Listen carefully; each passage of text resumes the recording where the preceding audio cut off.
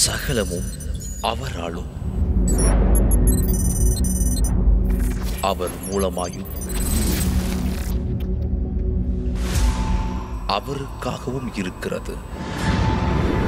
வானோர்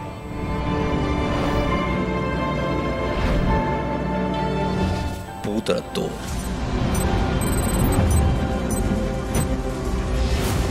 பூமியின் கீழானோர் யாவருடைய முழங்கால்கள் முடங்கும் நாமமுடையவர் அவரே மேலானவர்.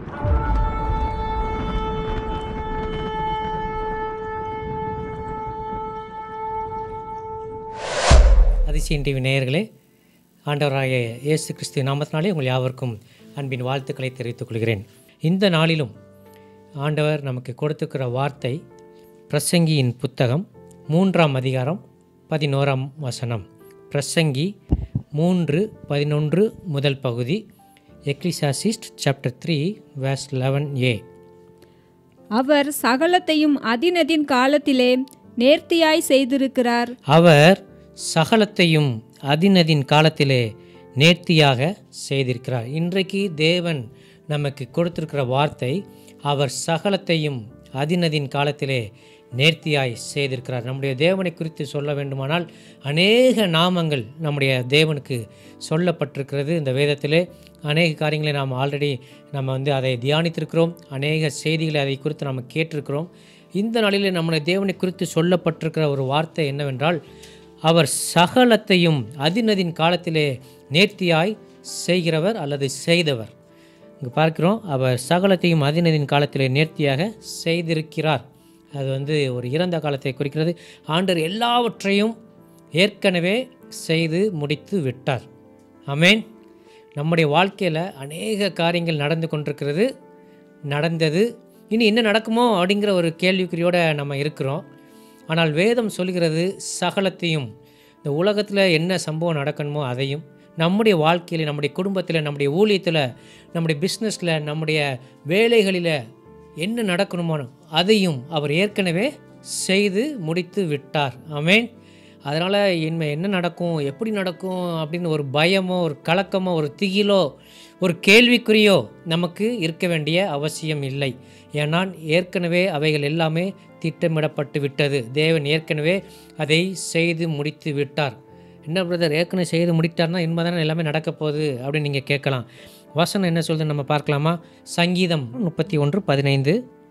என் காலங்கள் உமது கரத்தில் இருக்கிறது. போதும், என் காலங்கள் உமது கரத்தில் இருக்கிறது. இங்கே சங்கீதக்காரன் சொல்கிறாரு, என் காலங்கள் உமது கரத்தில் இருக்கிறது. Psalm 31 verse 15. சங்கீதம் 31:15 சங்கீதக்காரன் மிக தெளிவாக சொல்கிறார், என் காலங்கள் உம்முடைய கரத்தில் இருக்கிறது. நம்முடைய காலம், அது நேற்றோ இன்று நாளை, இது எல்லாமே யார்கிட்ட இருக்குன்னா நம்முடைய ஆண்டவராகிய இயேசு கிறிஸ்து, நம்முடைய தேவனிடத்தில் இருக்குது. அது ஏற்கனவே நிச்சயிக்கப்பட்டு, தீர்மானிக்கப்பட்டு, முடிவு செய்யப்பட்டு காணப்படுகிறது. அது இனிமே அதை குறித்து ஒரு காரியம் செய்ய வேண்டிய அவசியம் இல்லை. நம்முடைய காலங்கள் தேவனுடைய கரங்களில் இருக்கிறது. இன்னொரு வார்த்தையை வாசித்தோம்னா நம்மளுக்கு இன்னும் புரியும். ஏசாயா தீர்க்கதரிசியின் புஸ்தகம் 49ஆம் அதிகாரம் 16ஆம் வசனம். ஏசாயா சாப்டர் 49 verse 16. இதோ என் உள்ளங்கைகளிலே உன்னை வரைந்திருக்கிறேன், உன் மதில்கள் எப்போதும் என் முன் இருக்கிறது. இதோ என் உள்ளங்கைகளில் உன்னை வரைந்திருக்கிறேன், உன் மதில்கள் எப்போதும் என் முன் இருக்கிறது. இந்த வசனத்துக்கு முந்தினாப்பில் பார்த்தீங்கன்னா 14 நம்ம வாசித்தோம்னா, சீயோனோ கர்த்தர் என்னை கைவிட்டார், ஆண்டவர் என்னை மறந்தார் என்று சொல்லுகிறாள். ஸ்திரீயானவள் தன் கற்பத்தின் பிள்ளைக்கு இறங்காமல் தன் பாலகனை மறப்பாளோ? அவர்கள் மறந்தாலும் நான் உன்னை மறப்பதில்லை. ஏன்னா என் உள்ளங்கைகளில் உன்னை வரைந்திருக்கிறேன். நான் எப்போலாம் என் கையை பார்க்கணும், அப்போலாம் நீ என்னுடைய பார்வையில் இருக்கிறாய். என் உள்ளங்கையில் உன்னை வரைஞ்சிருக்கிறேன், உன்னுடைய காலங்கள் எல்லாம் என் கையில் இருக்குது. அதான் தாவீது அங்கே சொன்னார், என் காலங்கள் உன்னுடைய கரத்தில் இருக்கிறது. இங்கே ஆண்டவர் சொல்கிறாரு, என்னுடைய உள்ளங்கையில் உன்னை வரைந்திருக்கிறேன், நீ கவலைப்பட வேண்டாம், ஆண்டவர் என்னை கைவிட்டுட்டார் அல்லது ஆண்டவர் என்னை மறந்தார். இன்றைக்கி அந்த வசனத்தில் உள்ளபடி இன்றைக்கி நிறைய பேர் புலம்பிகிட்டு இருக்கிறோம். நம்ம இப்படி சொல்கிறோம், ஆண்டவர் என்னை மறந்துட்டாரா, ஆண்டவர் என்னை கைவிட்டுட்டாரா? ஆண்டவர் சொல்கிறாரு, தாய் உன்னை மறந்தாலும் நான் உன்னை மறப்பதில்லை. என் உள்ளங்கையில் உன்னை வரைந்திருக்கேன், எப்படி நான் உன்னை மறக்க முடியும்? எப்பொழுதும் உன்னை குறித்து நான் நினைத்து கொண்டிருக்கேன்னு சொல்கிறார். எனவே நம்முடைய வாழ்க்கை என்ன என்பது அவருடைய கரத்தில் இருக்கிறது. அது ஏற்கனவே திட்டமிடப்பட்டு முடிந்து விட்டது. அது எப்படி போகணுமோ அது அப்படி தான் போயிட்டுருக்கோம். எனவே அதை குறித்து நம்ம கவலைப்பட வேண்டாம். ஏற்கனவே நம்ம வாசித்தபடி அவர் சகலத்தையும் அதினதின் காலத்திலே நேர்த்தியாய் செய்திருக்கிறார்.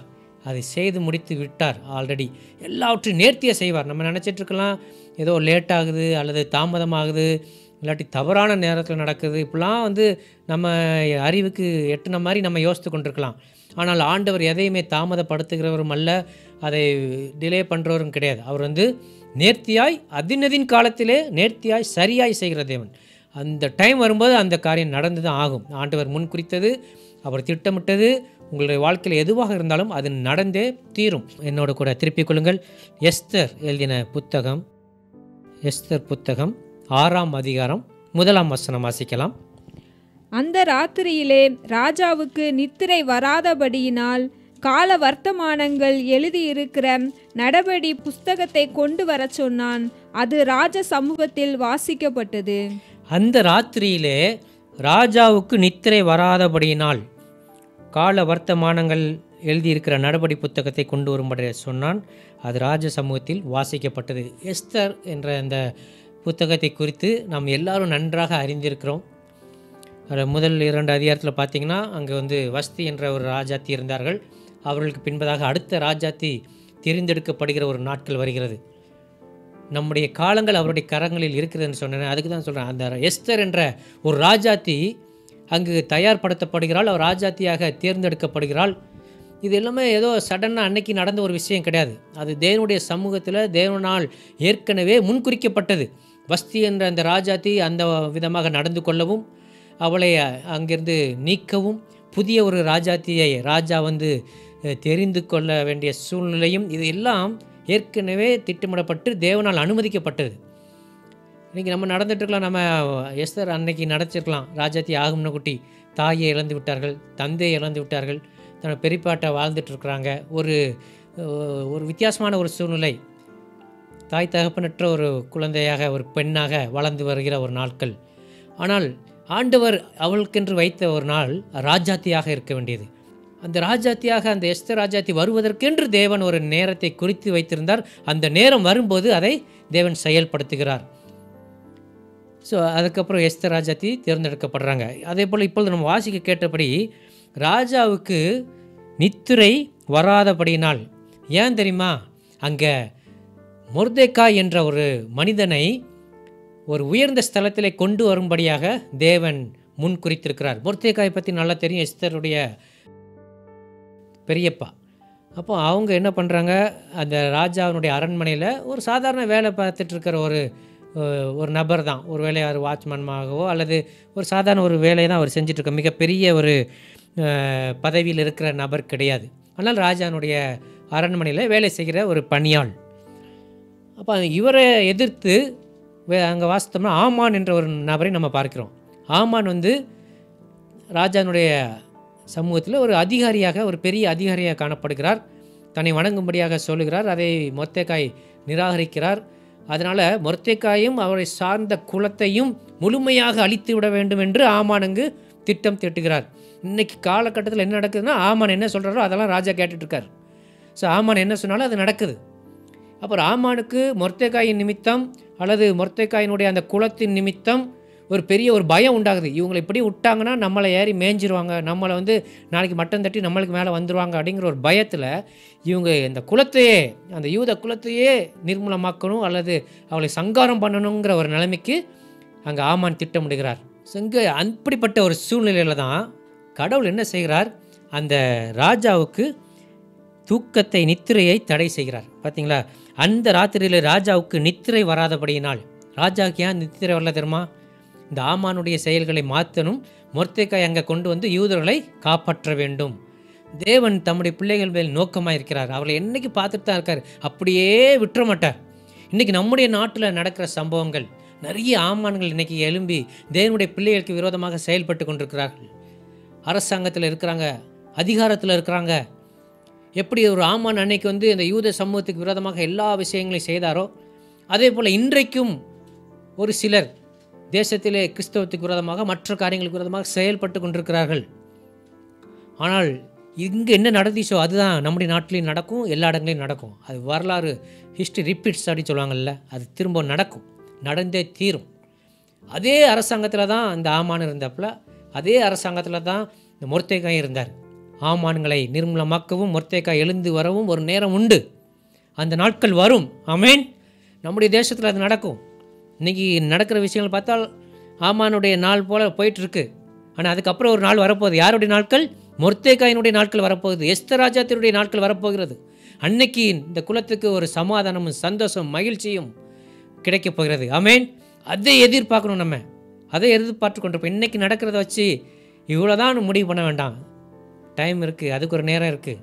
எல்லாவற்றையும் அதினதின் காலத்திலே சரியாய் நேர்த்தியாய் செய்கிற தேவன் நம்முடைய தேவன். எப்படி ஆமானுடைய நாட்களை மாற்றி மொர்தெகாயை ஆண்டவர் கொண்டு வந்தாரோ, அதே போல் நம்முடைய தேசத்திலும் உலகத்தில் எங்கெங்கு கிறிஸ்தவர்கள் அவர்கள் பாதிக்கப்பட்டாலும் அதுக்குரிய டைம் வரும். அவர்களுக்காக தேவன் வழக்காடுகிற ஒரு நாட்கள் வரும். ஆண்டவர் மறந்தார், கைவிட்டார் என்று சொல்ல வேண்டாம். ஆண்டவர் தன்னுடைய கரத்திலே நம்மை வரைந்து வைத்திருக்கிறார், உள்ளங்கையிலே நம்மை வரைந்து வைத்திருக்கிறார், நம்மை பார்த்து கொண்டிருக்கிறார். நமக்காக அவர் செயல்பட வேண்டிய ஒரு நேரம் வரும். அதற்காக அவர் காத்து கொண்டிருக்கிறார். அதை தான் நம்ம சங்கீதம் 102 13 நம்ம வாசிக்கலாம். சாம் 102 verse 13 தேவரீர் எழுந்தருளி தேவரீர் எழுந்தருளி சீயோனுக்கு இறங்குவீர், சீயோனுக்கு இறங்குவீர். அதற்கு தயவு செய்யும் காலமும், அதற்கு தயவு செய்யும் காலமும், அதற்காக குறித்த நேரமும் வந்தது. அதற்காக குறித்த நேரமும் வந்தது.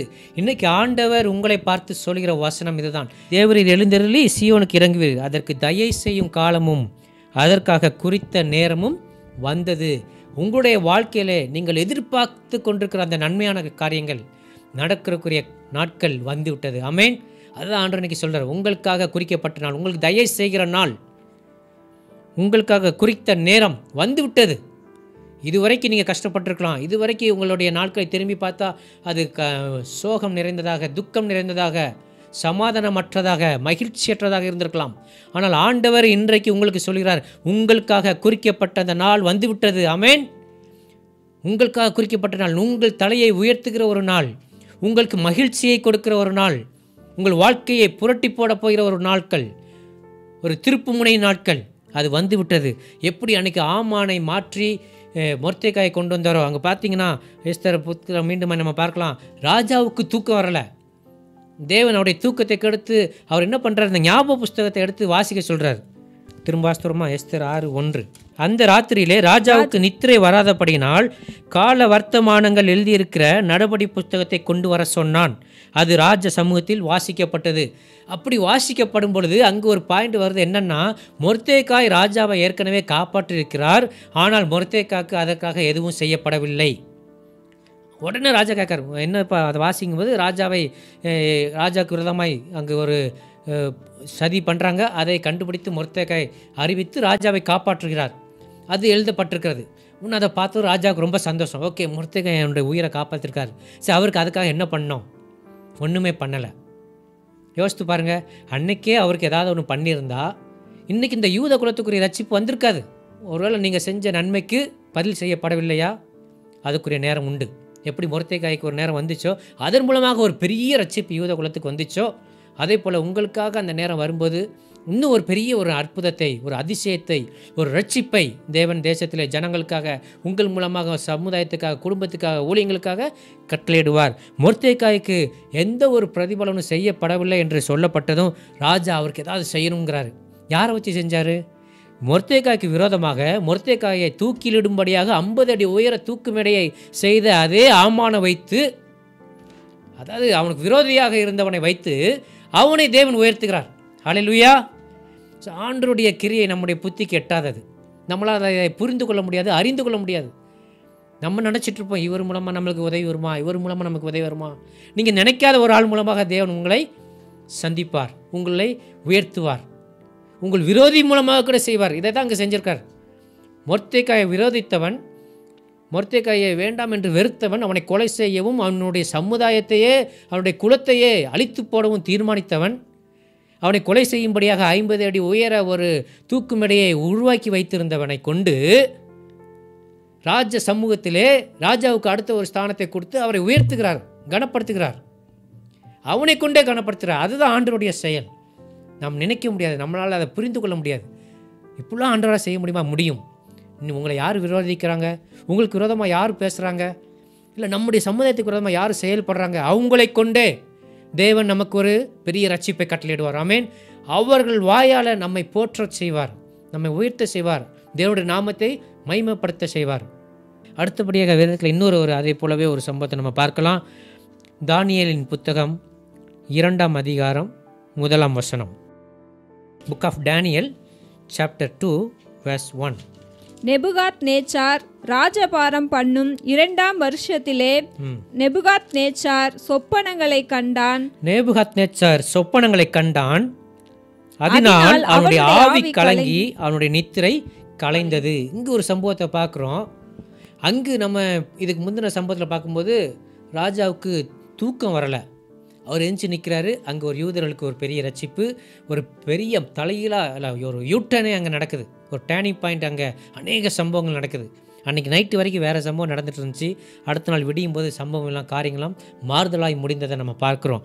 அந்த மொர்தெகாய் மற்றும் எஸ்தரை கொண்டு தேவன் பெரிய காரியங்கள் அங்கே செய்ததை நம்ம பார்த்தோம். இங்கு தானியேலில் பார்க்கும்போது தேவன் தன்னுடைய ஜனங்களை உயர்த்த வேண்டுமானால் தன்னுடைய பிள்ளையை கனப்படுத்த விரும்பும் பொழுது அங்கே என்ன பார்க்குறோம்? ராஜாவுக்கு சொப்பனத்தை கொடுக்கிறார். சொப்பனத்தினால் அவன் ஆவி கலங்கி அவனுடைய நித்திரை கலைந்தது. இங்கே தூங்கிட்டு இருந்தவருக்கு ஒரு சொப்பனம் கொடுக்கப்படுகிறது. அந்த சொப்பனத்தை கண்டதும் அவருடைய ஆவி கலங்குகிறது, அவருடைய தூக்கம் கலைகிறது. பார்த்தீங்களா? உங்களுக்கு ஒரு நன்மை செய்யணும்னு நினச்சிட்டாருன்னா அதிகாரத்தில் உள்ளவங்களுடைய ஆவியை தேவன் கலக்குவார். அவர் நித்திரை தூங்க விடமாட்டார். அது யாராக இருந்தாலும் சரி, அவங்களுக்கு ஒரு சொப்பனத்தை கொடுப்பார். அவங்க ஆவி கலங்கும், அவங்க நித்திரை கலையும். அதன் பிறகு நமக்குரிய நாட்கள் வரும். ஆமேன். இங்கே பார்க்குறோம், ராஜாவுக்கு நித்திரை கலைந்தது. அப்போது ராஜா தன் சொப்பனங்களை தனக்கு தெரிவிக்கும் பொருட்டு சாஸ்திரிகளையும் சோசியரையும் சூனியக்காரரையும் கல்தேயரையும் அழைக்கச் சொன்னான். அவர்கள் வந்து ராஜ சமூகத்தில் நின்றார்கள். இந்த சம்பவம் நம்ம எல்லாருக்கும் நல்லா தெரியும். இங்கே என்னென்னா நேபுகாத் நேச்சர் என்ன சொல்கிறாரு? ஒரு பெரிய அந்த சொப்பனத்தையும் சொல்லணும், சொப்பனத்தையும் அதன் அர்த்தத்தையும் தெரிவித்தீர்களானில் என்னிடத்தில் வெகுமதிகளையும் பரிசுகளையும் மிகுந்த கனத்தையும் பெறுவீர்கள். அப்படி இல்லைன்னா உங்கள் எல்லாருடைய தலையும் சீவிடுவேன் அப்படின்னு என்ன சொல்கிறாரு? அங்கே ராஜா நேபுகாத் நேச்சர் வந்து ஒரு கட்டளையை பிறப்பிக்கிறார். சோசியக்காரங்க வேறு யாரெல்லாம் இருக்காங்க, அவ்வளோ கல்தேயஸ், சூனியக்காரங்க, சாஸ்திரிகள், இவங்க எல்லாருக்கும் கதி கலங்கி போச்சு. அவங்க என்ன சொப்பனத்தை சொன்னாலே அதுக்கு அர்த்தம் சொல்லக்கூடிய நிலைமையில் யாரும் இல்லை.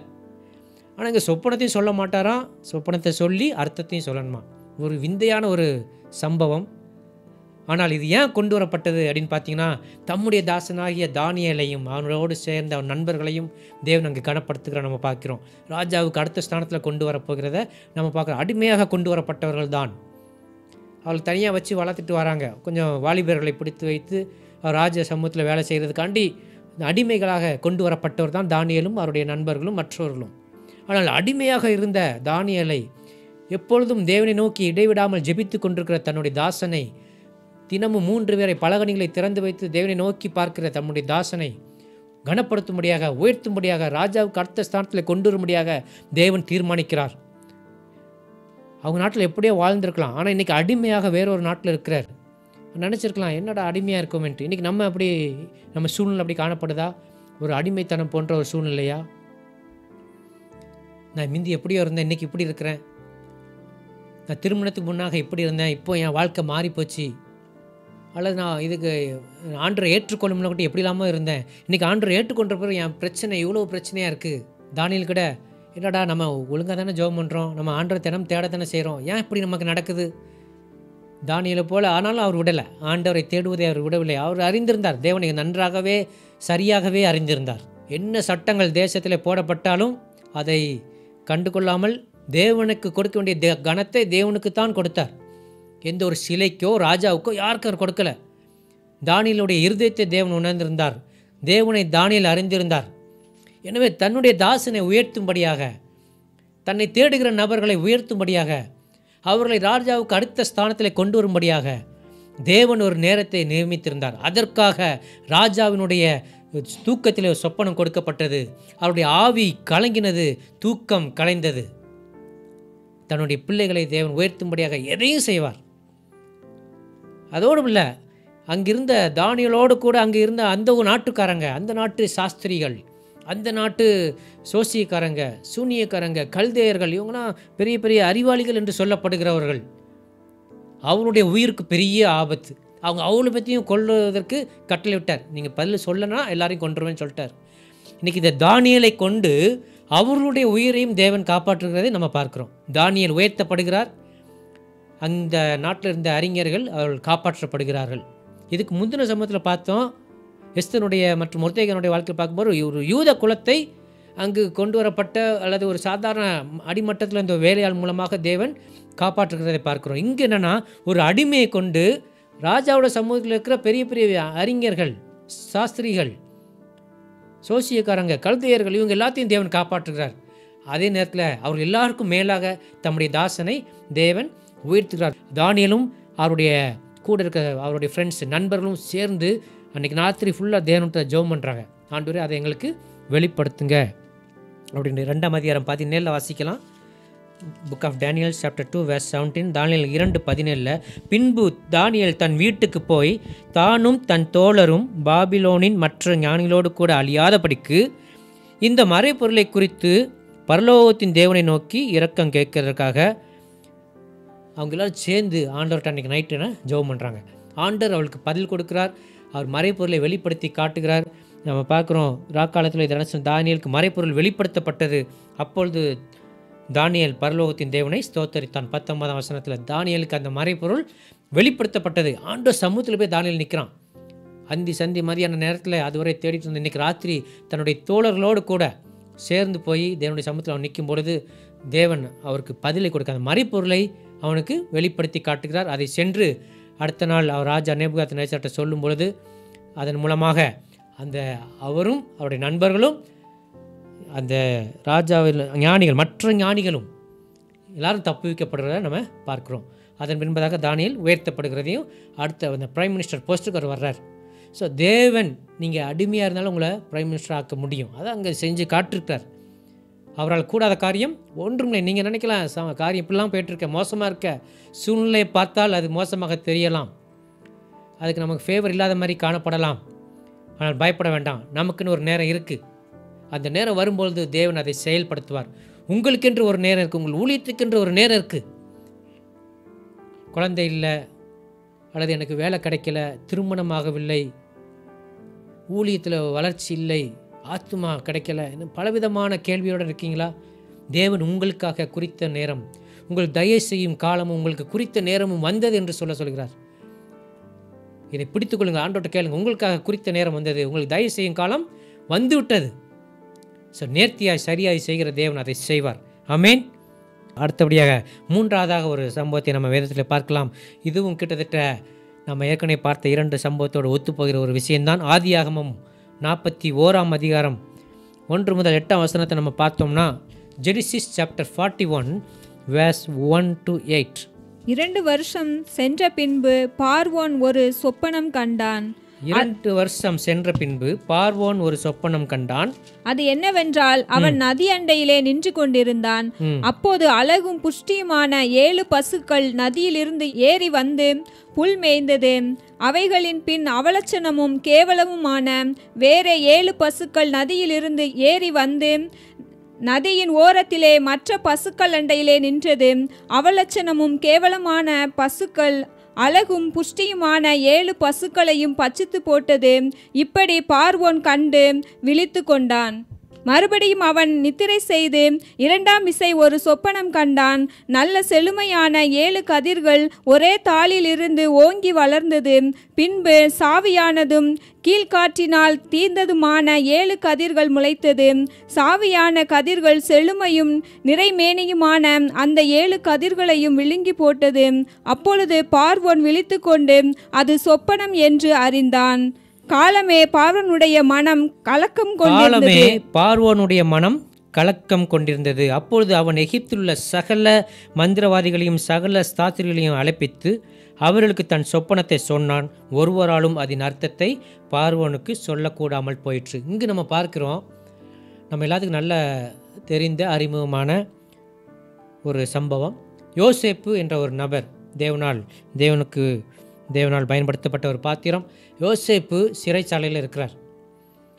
அவர் 17 வயசில் இருக்கும்போது தேவன் அவருக்கு ஒரு தரிசனத்தை கொடுக்க, ஒரு கனவு சொப்பனத்தின் மூலமாக தேவன் பேசுகிறார். உன்னை நான் உயர்த்துவேன், உங்கள் அம்மா அப்பா மற்றும் உங்களுடைய கூட பிறந்தவங்க எல்லாத்துலேயும் உன்னை பெரிய ஆளாக ஆக்குவேன்ட்டு ஒரு சொப்பனத்தை கொடுத்து அதன் மூலமாக தேவன் அவனை அவனுடைய எதிர்காலத்தை குறித்து அவன்கிட்ட பேசுகிறார். எத்தனை வயசு இருக்கும்போது? 17 வயசு இருக்கும்போது.